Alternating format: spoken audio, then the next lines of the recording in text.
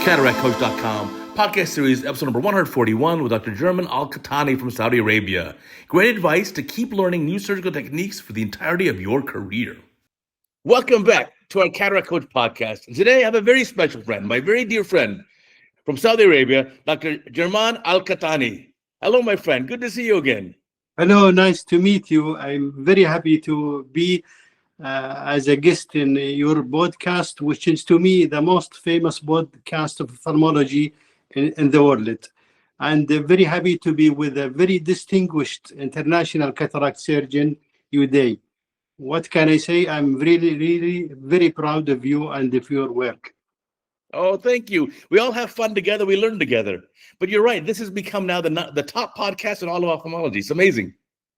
Yes, so exactly. We've taught together. We've lectured together in many countries now. I've seen you maybe a dozen countries, 12 countries, 15 countries even. You travel a lot as well. Yes, exactly.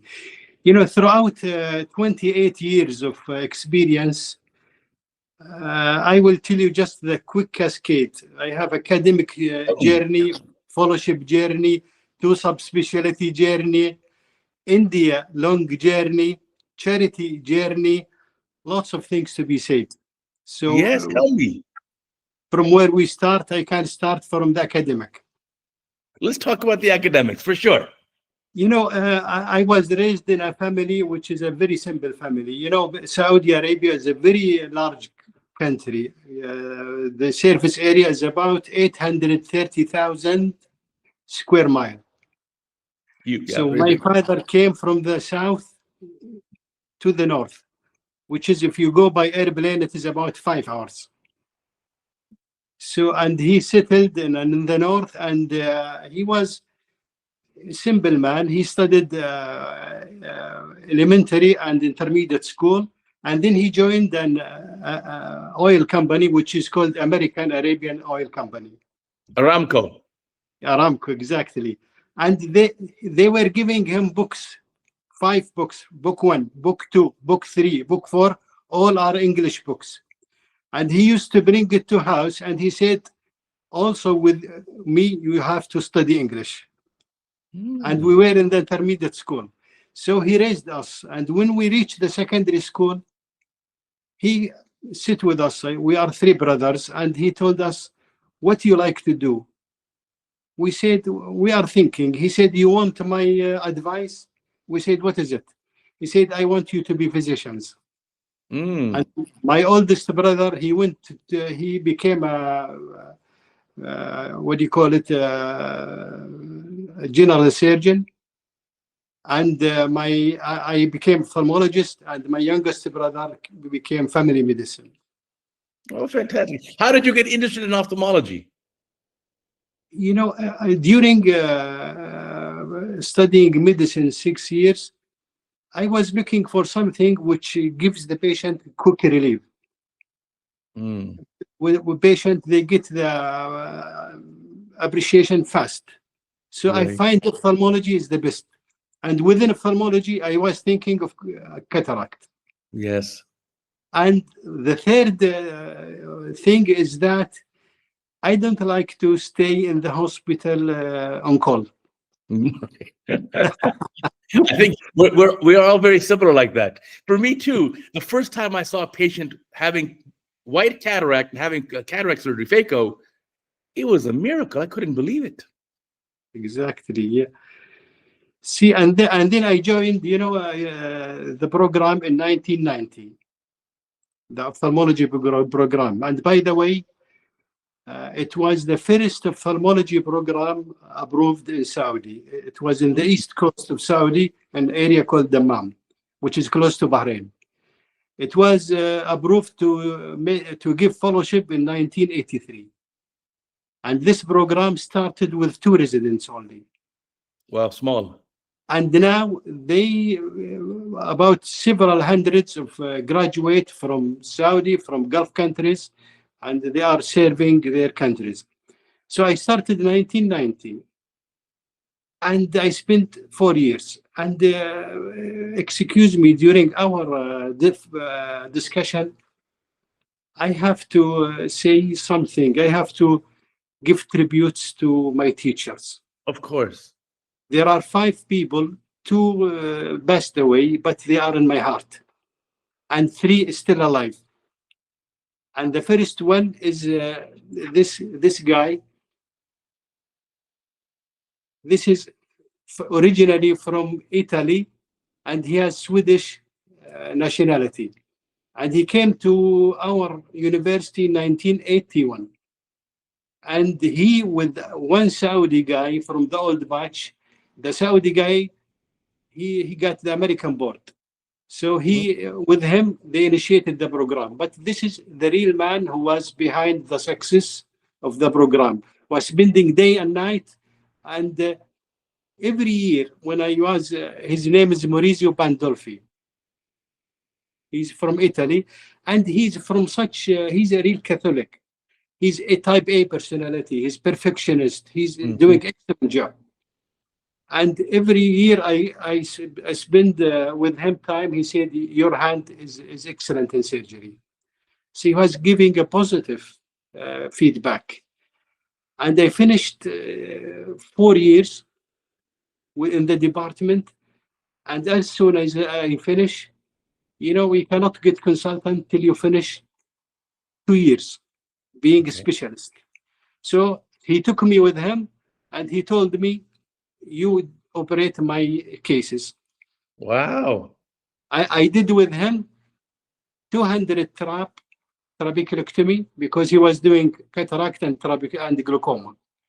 And I did with him about 1,000 ECCE. Wow, busy. At our time, even till I came back from the States, it was only extracapsular. I came back from the States 2000.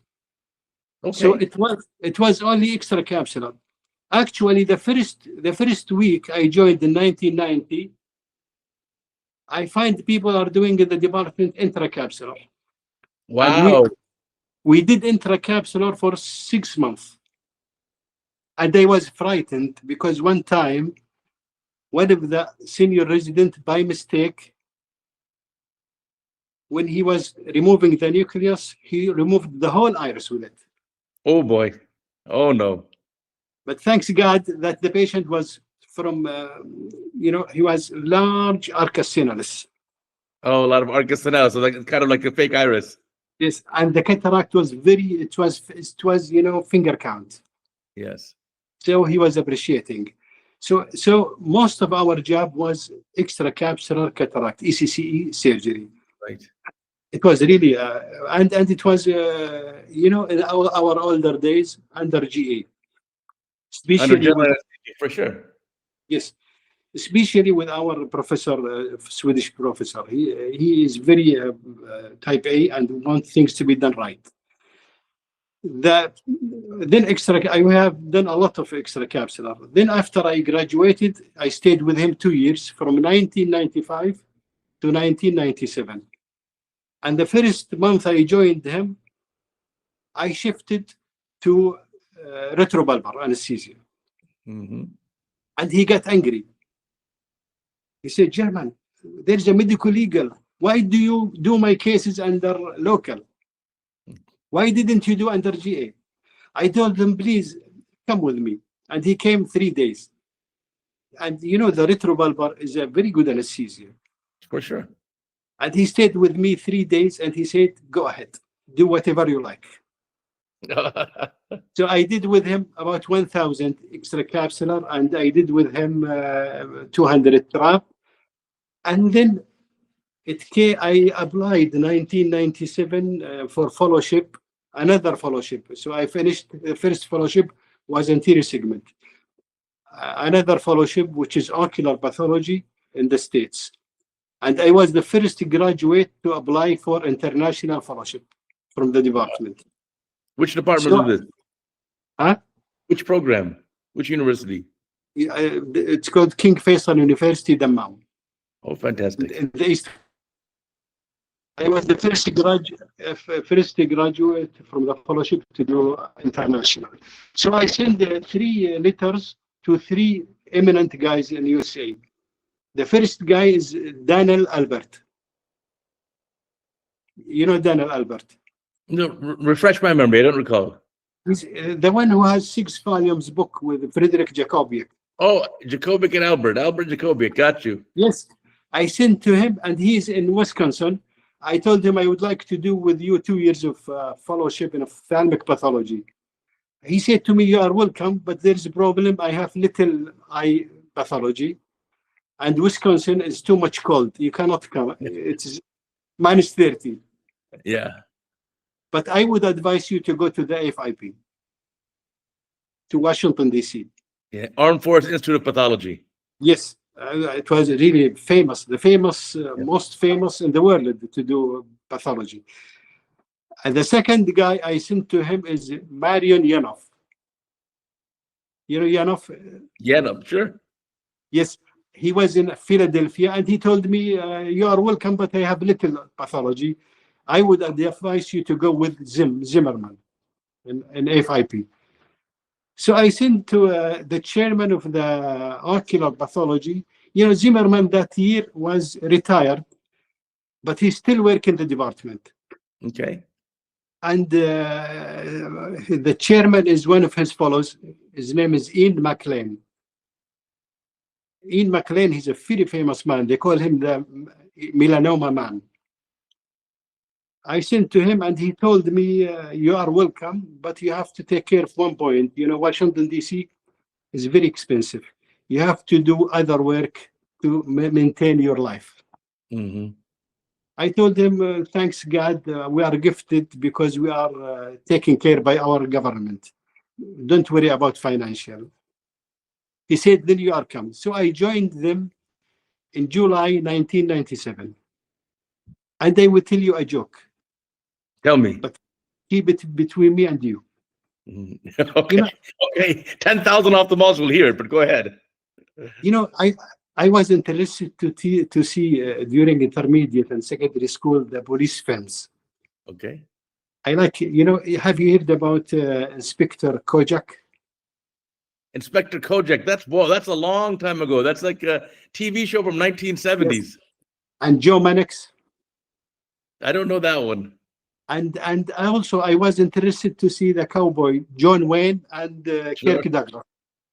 Sure. So I see criminals. I said, when I step down and from the airplane, I am afraid that somebody might face me with a gun. Mm-hmm. So we came to Reagan National Airport in Washington, D.C.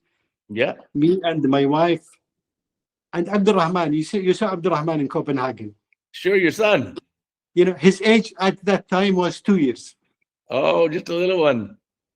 So we came down National Reagan National, and everything was okay, fine.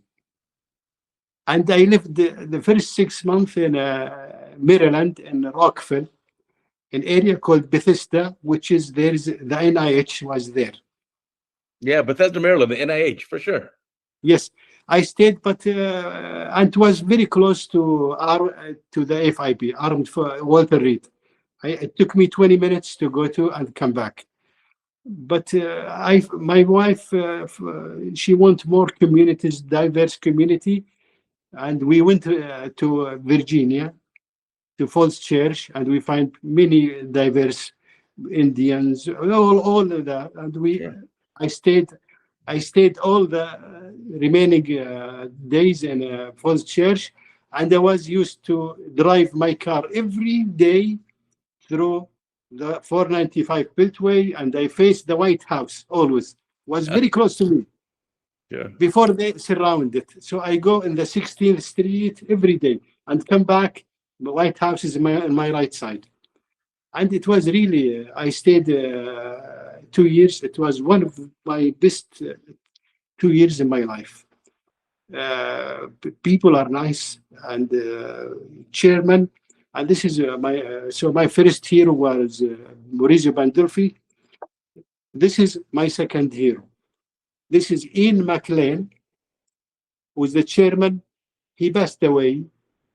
That's why I still remember in my heart. He passed away in 2004.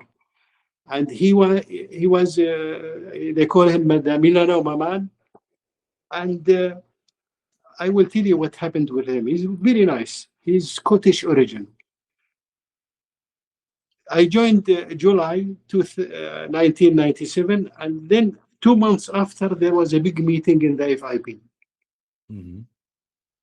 And there was a case which is fetus. They did autopsy, and they sent the eye to us, and we enucleated the eye, and we saw optic nerve aplasia. There was no optic nerve. Very unusual. And the meeting was in September, and he told me, Jerman, I would like you to present this case. I said, okay. And then the day all the people came, I saw in the first row 20 guys, the most famous people in USA. Just to name them: Donald Gast, Yeah, sure. Frederick Jacobic, Spencer Thornton. Oh, I loved him. He was a great. Loved Spencer Thornton, the best. Just to name any guy who's famous, he was sitting in the first row. Sure. So my face started to be yellow. I was like shivering. Because I used in my department to present in front 5 or 6 people. Right. But suddenly I present in front of the man who I study his book Macula. Right. Yes. And Jerry Shield was there. All David Cameron from Rochester. So all of them were sitting in the first row, and Ian McLean was sitting in the periphery, and he missed me. He said, German, come. He saw my face is not a normal face. He said, come and sit next to me. There was an empty chair in the near these guys. I told him, no, it's okay. He said, no, come. So I came to him and sit close to him, and he said, take it easy. And then just 5 minutes before my presentation, or 10 minutes before my presentation, he said, go in the stage, and there was a curtain. He said, go behind the curtains. Because the man who is before me came, and he wanted me to go behind him. And I realized later he wanted psychologically to quieten me. So I went behind the curtain, and I was shivering more, and my face was yellow more. but I think it was okay. Then my presentation came, and I presented about optic nerve aplasia. I don't know what I said in the first minute. I finished, and then there was a guy, he's from Rochester, name is David Cameron. He stand up and he said like this. I know him because he came to us in Dammam, and he gave us a course in ocular pathology. But I didn't forget it for him. He gave me more psychological support, and all of them, they were happy. But believe me, that moment has pushed me up so much that I was presenting every year in the ASCRS, and I present verbally. All right. So I jumped over the mountain. Yeah, that's a skill set we all have to learn. It's not easy. Yes. And then I almost finished the 2 years, and we used to sign out every day 30 to 40 cases from different states, from different countries, and I will tell you a joke about this famous man. If he sent any article to the American journal, they accept it directly. Dr. He has Dr. Ian McLean, very, very known. I tell you a joke. We had a case from Italy, and they sent it, and I read the paper for him. What is the diagnosis? Atypical conjunctival nevus. And we saw under the microscope together. And I read in the last of the page, they say, we are interested to report this case with you, with Dr. McLean. He told me, I am not interested. I told him, Dr. McLean, I thought he's busy. If you are not interested, I can publish this case with them. And he started laughing. Wow, he said, He said, they want to use my name. Right. They want to use my name because if I put my name, it will be accepted. Right. So that was really a great joke.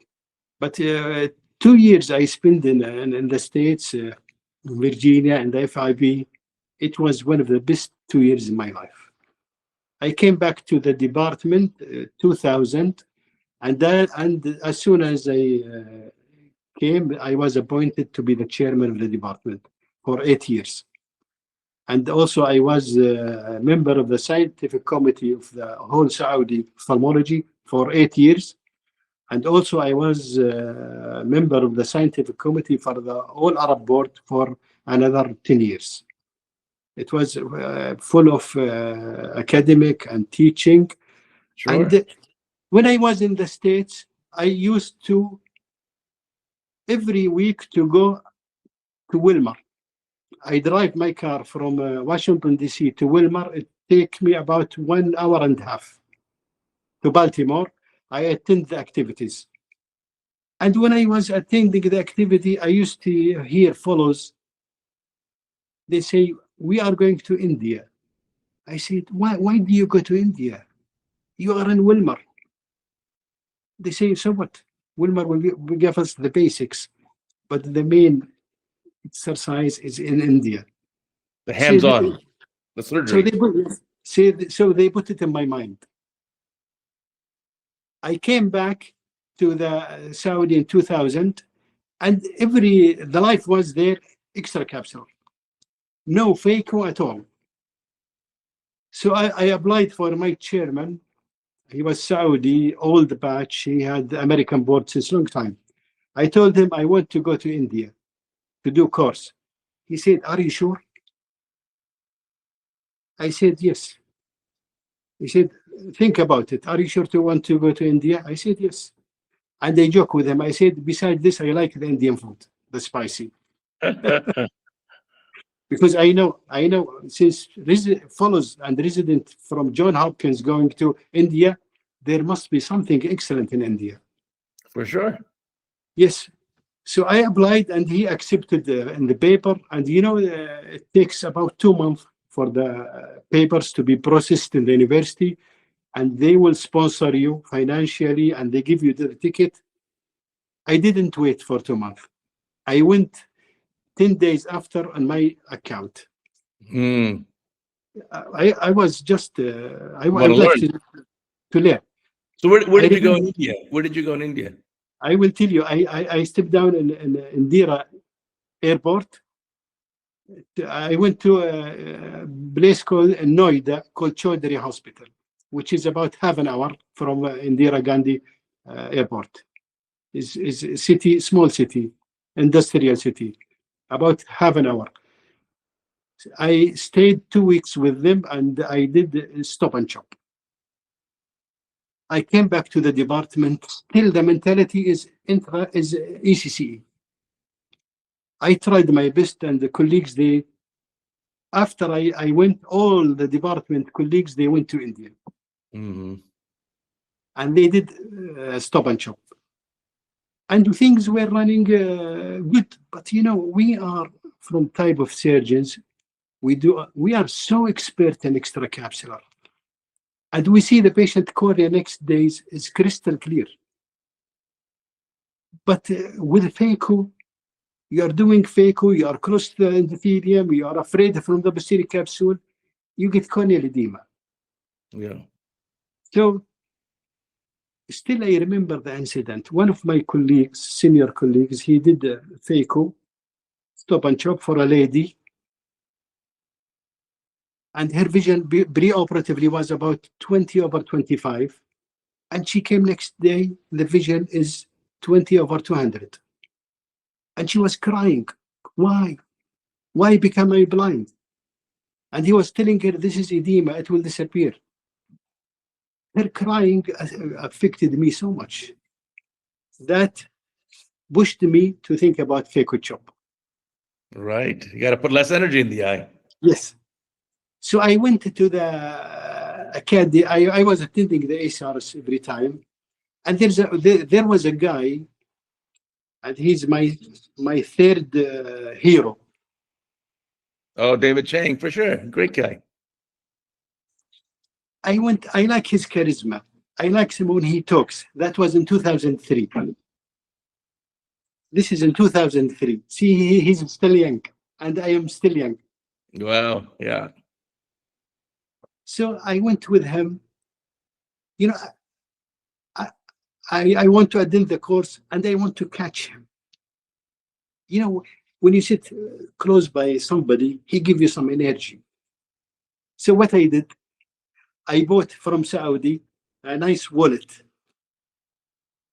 and a good pen, very expensive pen. And I attended his course. And after the course, I said, Dr. Chang, can you accept this gift from me? He said, wow, this is for me. I said, yes. He said, this is too much. Please come with me, he told me. He took me to the bookstore in the exhibition, and he took his book, the phaco, job optimizing, you know, his book. Sure. And he wrote in the first page, to Dr. Jerman Alqahtani, I hope one day you will be one of the best phaco chop surgeons in Saudi. Oh, wow, that was too much for me. That really exploded me. He gave me a mission, and I continued in that mission. You know, for his nice words, I traveled to India more than 10 times. Wow. I had many Indian friends like Saurabh Patward and many Deepak Edward. All of them are close friends of mine. But because he wrote in the first page in paper, I hope you will be one of the best phaco chop surgeons in Saudi. He pushed me a lot. Right. So I remember this man so much. And I was invited to IBOMIC, and the president of IBOMIC, Dr. Saleh, you know him? Sure, of course. I'll be at IPOMEC in December coming up in Dubai. He told me, I will join you with your lovely friend. And he joined us together, and we did a complicated cataract session. So this man means a lot to me. The third man, which really means a lot to me, he taught me something which I get it from him, not from others. Is this guy. Of course. Amar Agrawal.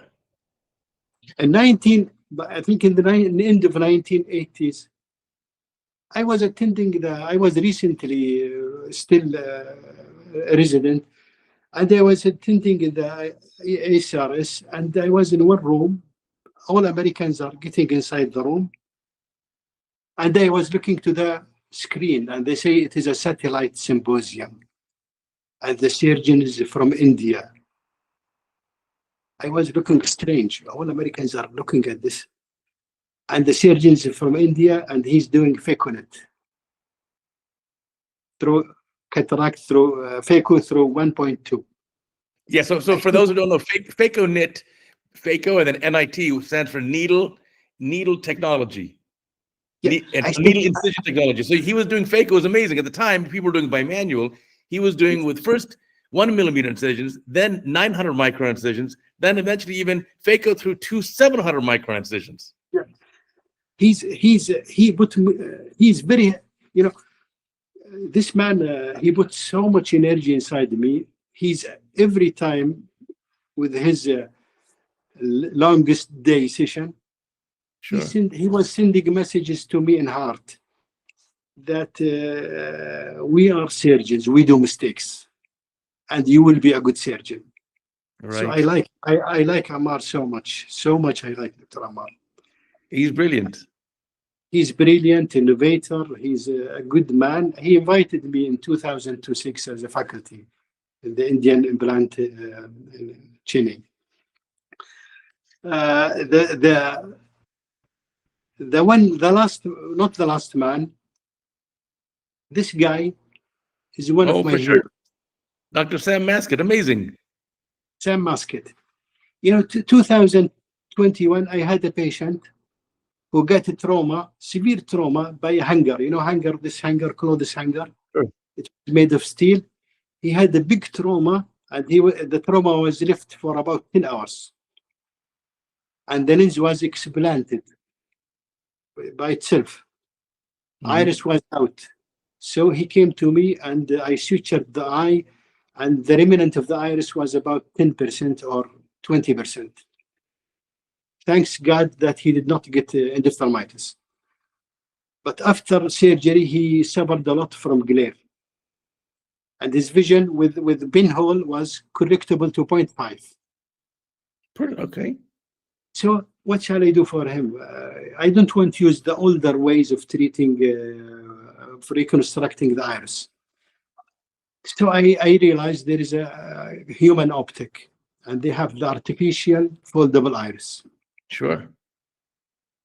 So I want to break the problems. I contacted them. They said, you are the first guy in Saudi who contact us. The first surgeon in which you will do this surgery. You have to take a course. So I paid 500 euros. And I took a course for about 3 hours. And then I passed the exam. And then I found myself in between these surgeons, iris reconstructing surgeons. Sam Musket, Michael Schneider, Kevin Miller. So I would like to I approached Sam. I know Sam, he's a very nice person. Sure. And I had really, this man is a great man. I had Zoom meeting one-on-one with him many times. He was giving me description, scientific, psychological push. Mhm. And so I got this iris. They sent it to me from Germany. And I sutured. They send you something to try, which is not sterile, and they send you the sterile one. So I tried. I have a microscope from China at house. I tried on it, and then I did the surgery in 1 day alone. It's good that we don't do it every day. It is very difficult surgery. Yeah, for sure. The prosthetic irises are tough to do. Not easy. Prosthetic. Yeah. So I sutured the lens to the iris, and I sutured the complex into the eye, and the patient vision improved to 0.5, back to 0.5. The patient was very happy. But Wow. it was really, this man is one of my heroes, really. See, he was so humble to tell me, yes, I am a non-prosthetic iris, but this typical surgery, which is suturing artificial foldable iris to foldable lens, is not me. It's Michael Schneider who did it first. You're right. You know, my last hero, but not the least, is this guy. Oh my gosh, you're too sweet. That's a picture of me from that's like at least 10, 15, 20 years ago. Now look at me. Now look what happened to me. Still you are handsome. I want our young ophthalmologist to know that if you get the fellowship and you say, I am the best surgeon, then you destroyed yourself. You have to be humble. Uday, now with my fast experience, I have done intracapsular. I am still good in extracapsular. I am good in phaco chop. I am good in manual small incision. I went and learned the technique with MS Ravindra, which is mini small incision through 5 millimeters. So if you say, if I know that you do technique, I don't mind to visit you and see you. So we have to be humble for our young ophthalmologist. So this is my last hero. Oh, you're too nice. And I still remember these days. Oh my gosh, look at that, long time ago. That's in a wet lab, maybe at ASCRS or something, or somewhere. This is not butcher. He's a surgeon. I know. I'm wearing that's me from what's probably 20 years ago. Yes. We both look so young. I think it was in 2012, and they opened the room, and the course director was Dr. Arbisar. Oh, Lisa Arbisar, she's great. Yeah, she's great, and she's nice. I had the pictures with her. And the minute they opened the room, I saw you. I went quickly to you, and you said to me, you smiled to me. You said, please sit. And he told me what grade of cataract you would like to do. I said +4. And you looked at me like this. You said, okay. And you said to me, what technique you would like to use? I said phaco chop. And then you gave me another look. And I remember the phaco machine was infinity. And then we started. As I start, I divided to 4 pieces. And I still remember your statement. You said, why you are doing the phaco course? You're so good, right? I told you, because I want to chat with you. Wow.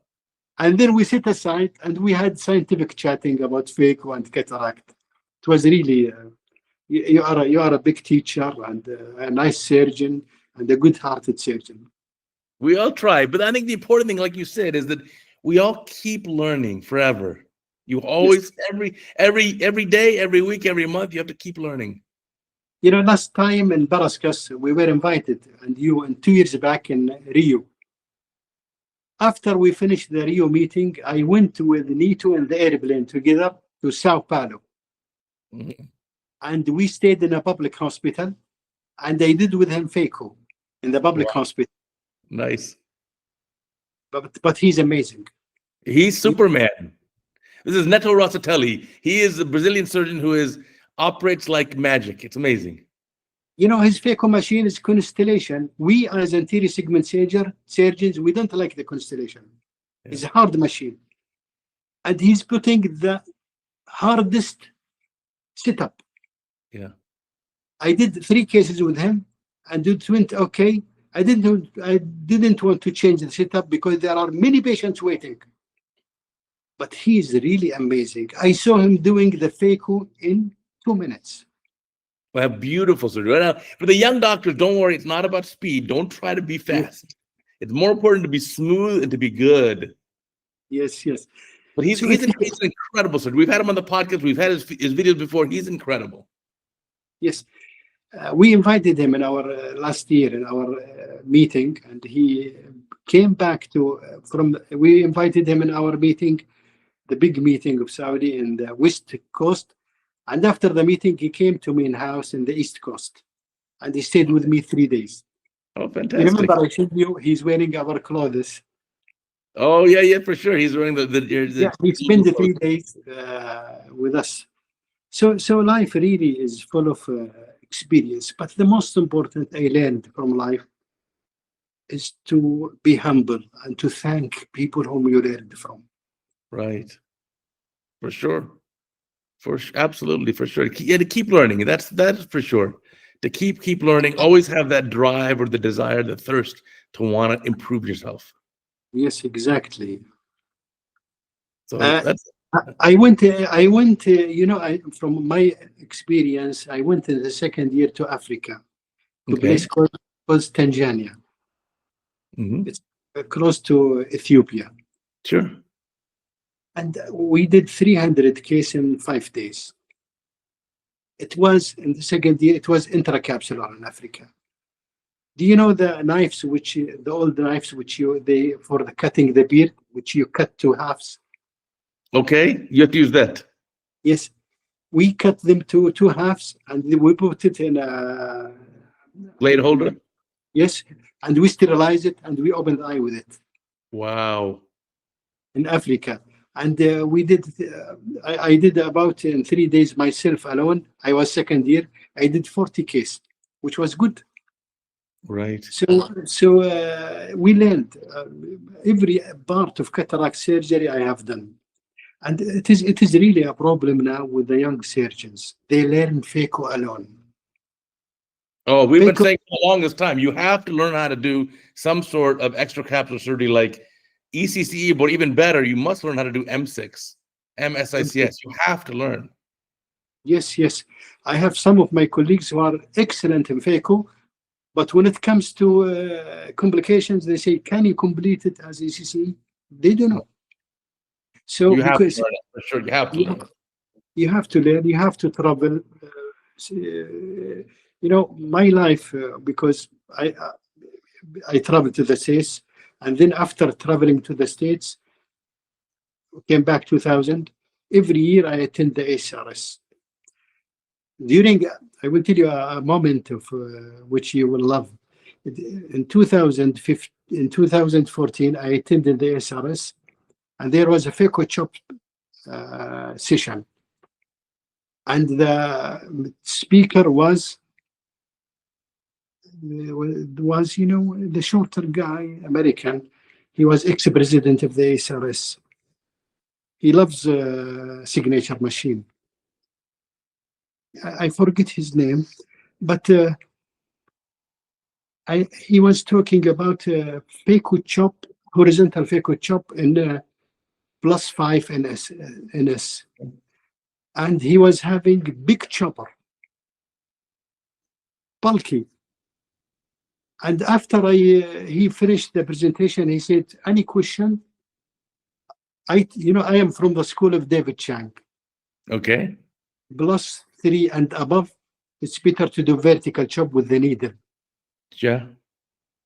+1, +2, +3, you can do horizontal chop.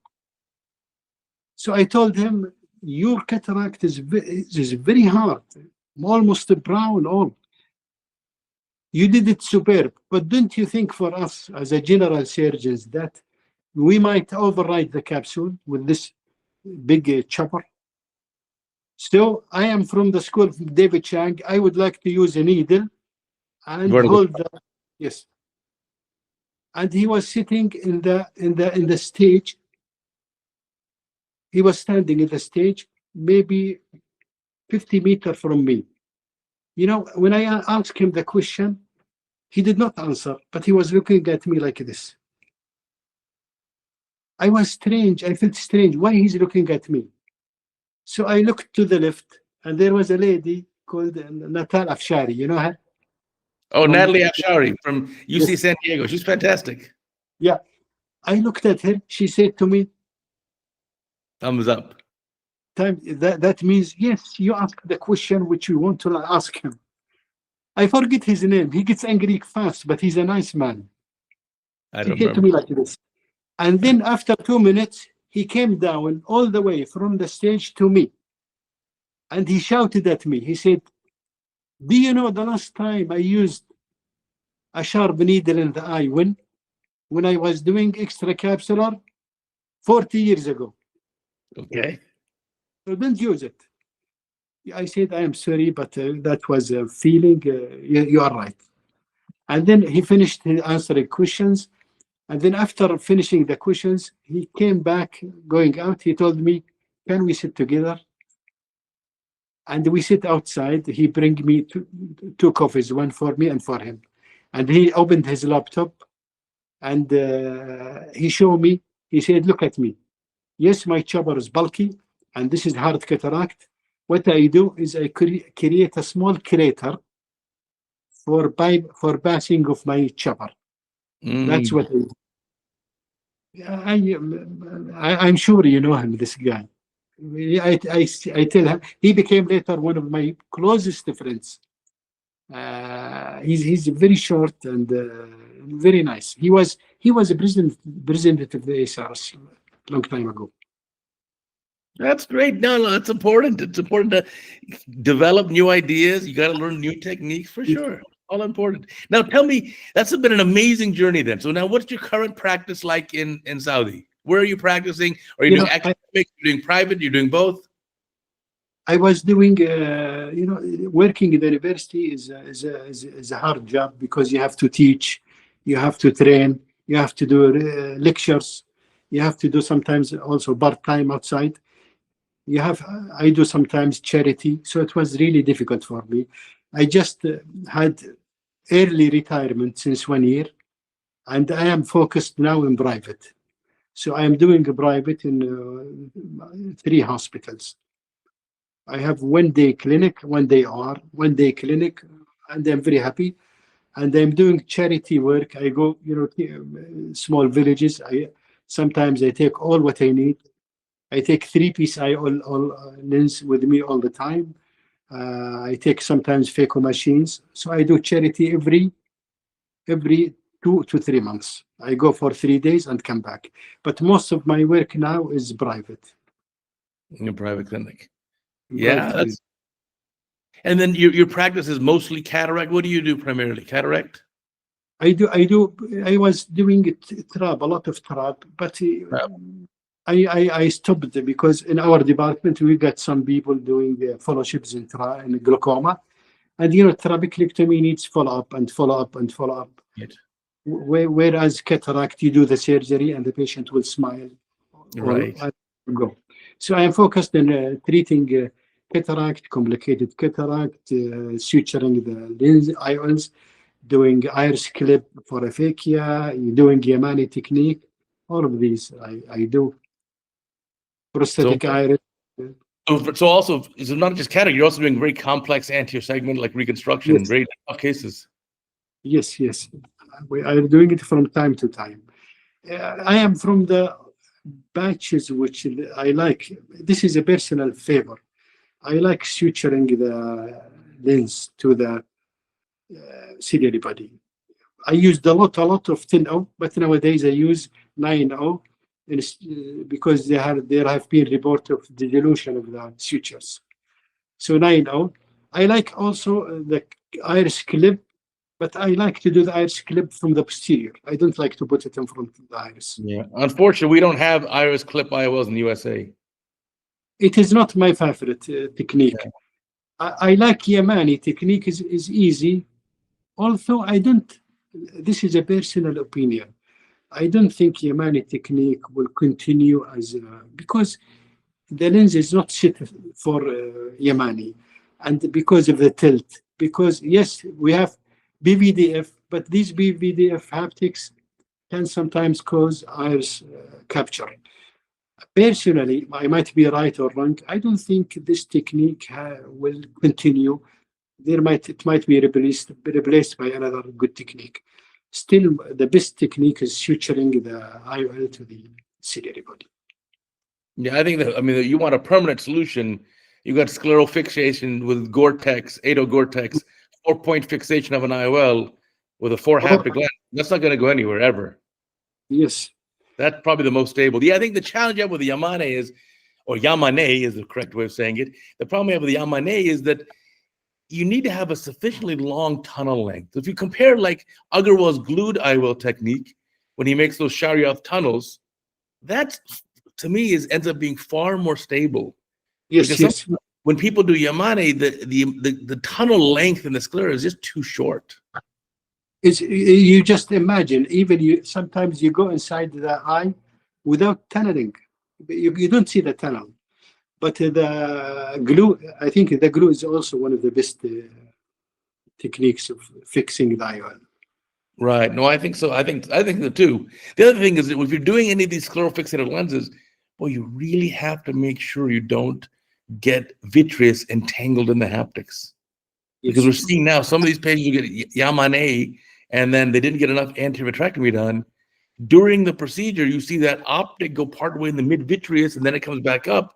And now the lens is pulling on the vitreous and you have macular traction and the patients have chronic macular edema. Yes, yes. I had 3 cases done by colleagues with iris capture. I find the haptics BVDF. Mm. And BVDF is good for implanting and technique implanting the lens, but it's good in the long run because right. The PVDF material is better that it won't break when you are doing the surgery, and afterwards it's probably not stiff enough, and so you can have too much motion or movement of the lens, and therefore get the iris capture. So what I did for these 3 cases, I did YAG laser iridotomy, and the lens went back. Interesting. Yes. But my best technique is suturing the lens to the ciliary body. Right. I'm doing recently I became interested in cross chop. Oh, tell me about that. This is a technique like what Akahushi is doing. Akahushi is dividing the nucleus without phaco power. Right. That is what is exactly Brian Kim is doing. Yeah. He's dividing the nucleus without phaco power. But his chopper is not like the Nagahara, which is 1 millimeter. His chopper is 2.4 or 2.3 millimeter. So okay. it is really long chopper. It's like, I call it my 6th finger. Like Nito chopper. Sure. So So I do the phaco without power. I divide the nucleus without any power. Exactly same like a Kahushi, but it is what is difference from a Kahushi? There is no expensive instruments, no pre-chopper, and I don't go inside the eye several times. I go with the phaco machine, with the chopper, and then I divide the chopper against the phaco tip. Right. And it's really nice. It is Brian Kim technique. I love it really. Yeah, there are a lot of great techniques. Let me tell you, when I was teaching residents, and they're just starting phaco number 1, 2, 3, 4, they don't know how to operate yet. I will go in the eye, beginning of the case. You do your rexus, we do the hydrodissection. I will use just a cannula, 27-gauge cannula in one hand, my Nagahara chopper in the other, and I'll go in the eye, hold the nucleus with the cannula, chop it in half, chop it in quarters, and then I say, okay, now you can put the phaco probe, take each quarter out. Done. So you can chop it with anything. You can chop it with a 27-gauge cannula. I promise. It's very easy. Yeah, that's good. You know, my advice to the young surgeon: be humble. I remember I sent to you one time surgery. I think you will remember if I tell you now. I override the capsule and I caused the zonular dialysis. Sure, we've all done that. And you told me, you sent me by email, Dr. Jerman, shall I put anonymous or put your name? Mm-hmm. I told you, please put my name. Right. So that people know, even if I am expert surgeon, I do mistakes. And the story came like this. During my charity, I went to a small city. I find the lady, her age is 70. She has cataract in one eye and aphakia in one eye. And then I did for her Yamani technique here.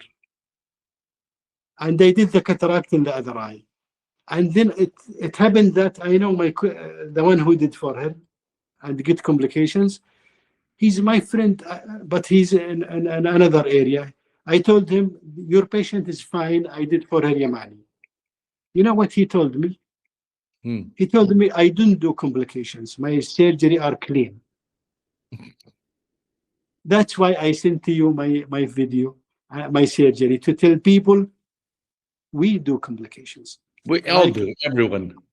Yes, like Dr. Ammar, when he comes and say the longest day. That's why I like this man so much. Of course, I think we learn the most from our complication cases. And even when I put CataractCoach videos, complications are the most popular. But really, your CataractCoach.com, CataractCoach.com is spoiling the young surgeons. Everything is in front of them. Everything is classified. Everything is ready. Right. You just open and see. It was not in my time. I was waiting for the videotapes of Bob Osher. Oh, Osher's the best. He's the godfather for sure. Yes. I met him, in Vienna. Every time I attend the ASCRS, I like his session, the video journal. So in Vienna, I was sitting in the stage and waiting for Bob to come. Suddenly, in the screen, they brought his recording that he has some family problem, he cannot come. I don't know, do you remember? I don't remember when this one was. So I was psychologically prepared to see him at stage. Yeah. Uday, when he was recording, I say, I cannot come because of familial problem. Please excuse me. My tears came down. Yeah. We are attached to ASCRS through this man. And when I came back to Saudi, I sent email to him, Bob, we missed you in Vienna, and believe me, my tears came down because I didn't see you. He said to me, thank you very much. I would like to see you as a person when you come to the ASCRS. Oh, great. Fantastic. So, but now CataractCoach really is doing a great job. I think you are unbeatable. Nobody can do like you at all. No, No, I'm just, believe me, I'm just a regular guy, but we work hard to make the videos. The nice part is a young surgeon today can learn in 1 year what took me 10 years. yeah. I wonder, do you have a team with you doing the job? Yes, I'm the team. You are the only one? That's the only one man. Because here's the problem. Even I'm in Los Angeles, I can go get a Hollywood video editor and hire them, right? Yes. But if the person doesn't know ophthalmology, the video editor doesn't understand what is capsulorhexis. How can you get a 30-minute video and I say edit it down to 5? He doesn't know what's important. You have to be an ophthalmologist. You are really a very gifted man, and because I thought you have a group of people helping you and making and preparing. You're is amazing. You are really amazing, doing amazing job. Well, I work a lot on airplanes. I was just speaking in Mexico, in Oaxaca, Mexico, at Phaco Fest. The flight down was 4 hours from LA to Oaxaca, and then the flight back is 4 hours. On the flight down, I made 7 videos on my laptop. Everything except the voiceover because the plane's too noisy. And then on the ride back to Los Angeles yesterday, I made 7 more videos. Oh, And that's so now I really, put them all in the queue. And now you normally have about 1 month already lined up in the queue. It posts automatically every day. really I'm really very proud of you, Uday. Oh, thank you. It's fun. I actually learn a lot by making the videos because I get 50 or 60 videos sent to me every single week. And if you're listening to my podcast and you want to send a video for CataractCoach, you don't go to YouTube. You go to CataractCoach.com. What I say every time, go to the website. There's a link that says submit your video instructions. But yeah, I get 50 or 60 videos a week. I download all of them. I watch all of them, and I choose the best ones so that we can all learn together. That's really a great. I think you are doing a great job to the residents everywhere. They only have to go one time to India to do hands-on, and then when they watch Yamani and or any technique in your cataract, they as if they are sitting with the surgeon. Right? You can learn for sure. Yes. It's really neat. The world's a really neat place now. I mean, there's so much technology. So the ability to learn is just so amazing. Yeah, exactly. And now we've started the retina rounds also for our retina colleagues. Retina And rounds. that's key, good. And you are also including glaucoma, isn't it? Yeah, on CataractCoach, we do everything anterior segment. So cataract, glaucoma, cornea, refractive. And the retina now? Retinarounds.com is our sister channel. Retina Rounds does everything retina. And so the only thing we don't have covered now, we don't have orbital surgery or strabismus surgery. Yeah, that's too much. It's too much for you. Well, I can't do it. I don't have the expertise. Like even for Retina Rounds, I'm not doing the videos. It's my good friend, my colleague, Dr. Pradeep Prasad, who is a retina specialist. He's amazing. So I'll stick to anterior segment. He'll do a posterior segment. And then maybe in the future, if I find someone who's very energetic and wants to work hard, we can do strabismus one and also orbit or oculoplastic one. But those are areas that I don't have enough expertise. Yes, but it will be a giant job. Yeah, but I think it's a great way of learning, though. It really is a great way of learning. The learning in small bites, just a few minutes every day.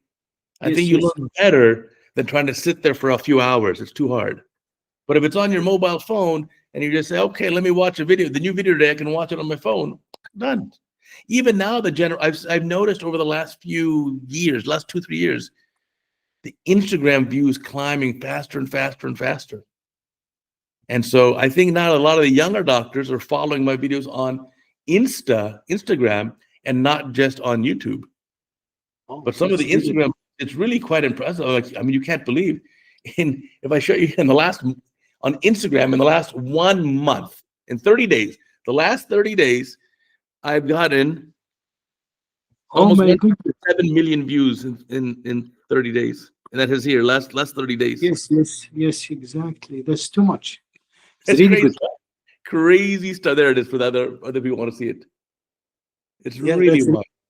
This put more stress in you to pursue excellence. Oh, it's fun. I think I'm enjoying the videos. Today we're 2,700 and something videos. So we have a lot of videos. Do you find time for your family?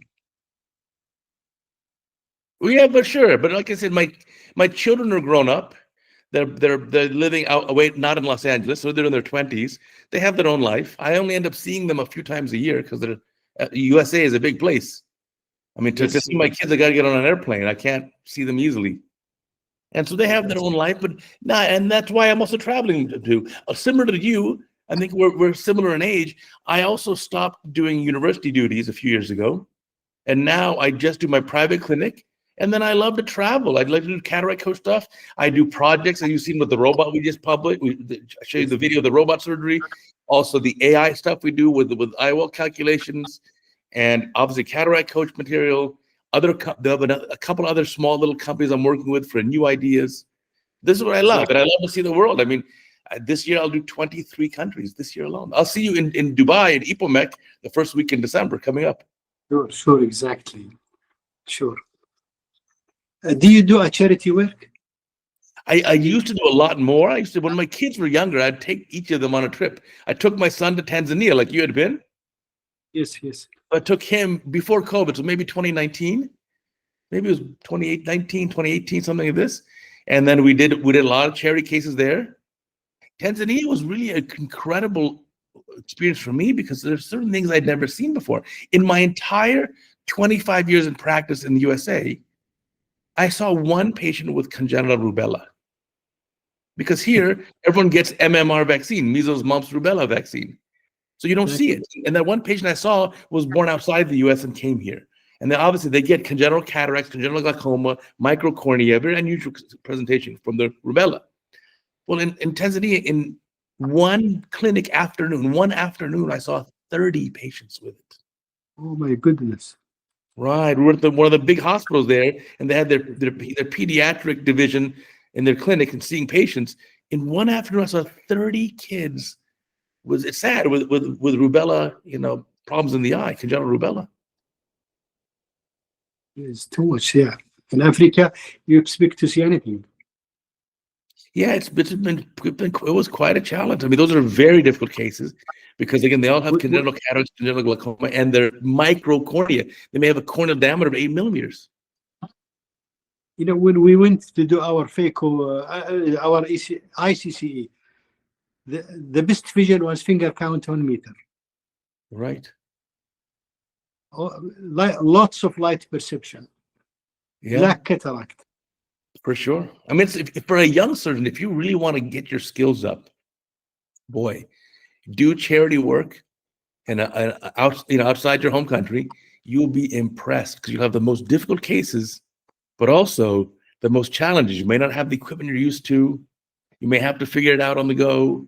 You may have some communication challenges with the patient. It is really quite a challenge. So in the past, I've done many. I did charity trip in Vietnam. I've done throughout in Thailand. We did in Owen, some of these small places, Tonga, in the middle of the South Pacific, the small little island country. I did a trip there. So it's really been a fun experience for us to, travel the world, see everywhere, and have such sweet patients who are just so appreciative and so kind that, you're helping them. And they, in one way, funny, are also helping you. They're helping you because they're just so happy with their visual outcome. And they give you quite some challenges. So it's been fun. I've done a lot of charity trips. I should probably do another one coming up. So exactly, yes. So yeah, definitely encourage that. Well, Jerman, I can't believe we've been talking for already more than 1 hour. That's how much fun we have together. Really? Yeah, it's been 1 hour and 4 minutes. Look at that. We're like brothers here. It's too much fun. Yes. I would like to thank you very much for your inviting me. I was the first Saudi to be in your podcast. We have been friends for many years, and hopefully we'll see you in our country one day close up. We would arrange for you a nice trip. I would love it. That'd be amazing. I want to remind our listeners and viewers, remember, we've got a new CataractCoach podcast every single Sunday. We also have a new CataractCoach video every single day. Plus, we have our sister channel, Right Around. So check it out. And until next time, I'll catch you later.